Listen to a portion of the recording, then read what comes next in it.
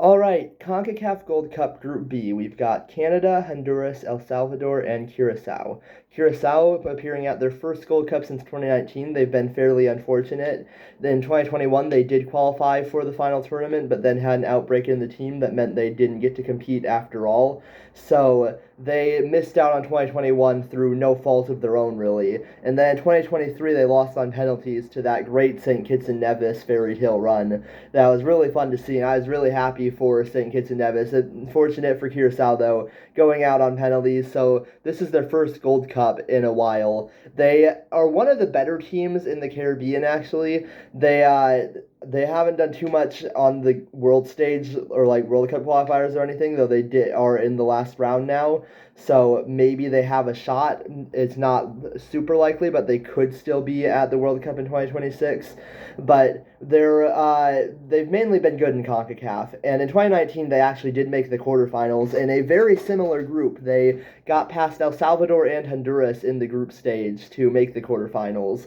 Obviously, 6 years have gone since then, so these are completely different teams now. But Curacao does have a pretty solid team, and a team that's actually probably capable of doing some good things.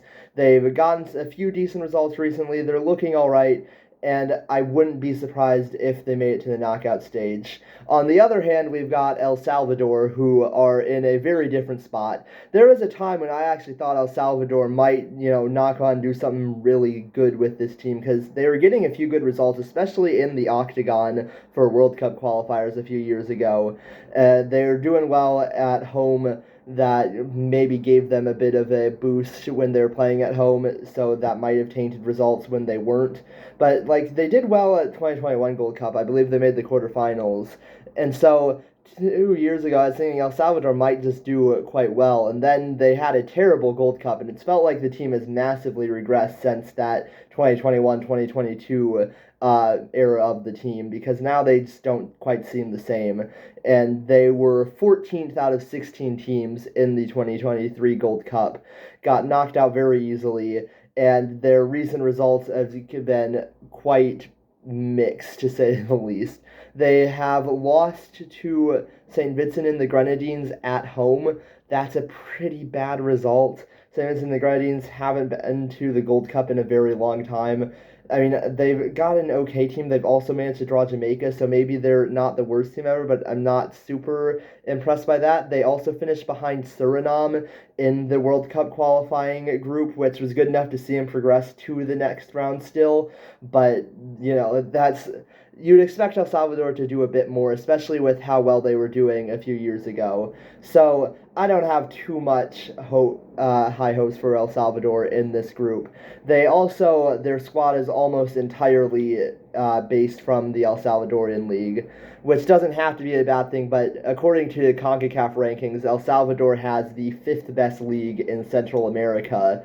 So it's not really the strongest league, definitely not on the world stage, but not even really within CONCACAF. There's a lot of better leagues. So I am actually predicting El Salvador to finish last. They don't seem to be doing very well, and I doubt their fortunes are going to turn around at this tournament.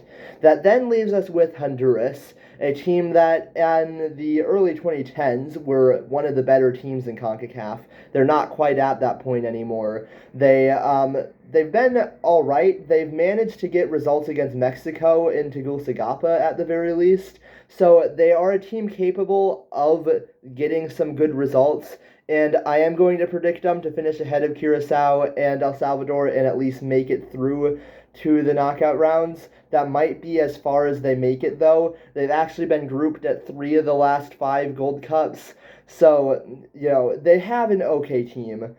And I think it's good enough to get through this group. I just don't know if they're going to go much farther than that. And then that leaves us with Canada, who do seem to have taken this tournament fairly seriously. They've got pretty much all of their standard squad except for Alphonso Davies. I had made a bit of a mention to that in my video about the U.S. squad. I didn't actually remember then. I remember now because there was this whole crazy thing with Bayern Munich and Alphonso Davies where Davies had picked up an injury against the U.S. in the Nations League, and Canada gave him the all clear, gave him a plane trip to Bayern, where they then assessed him and said, actually, he's going to be out for 6 months.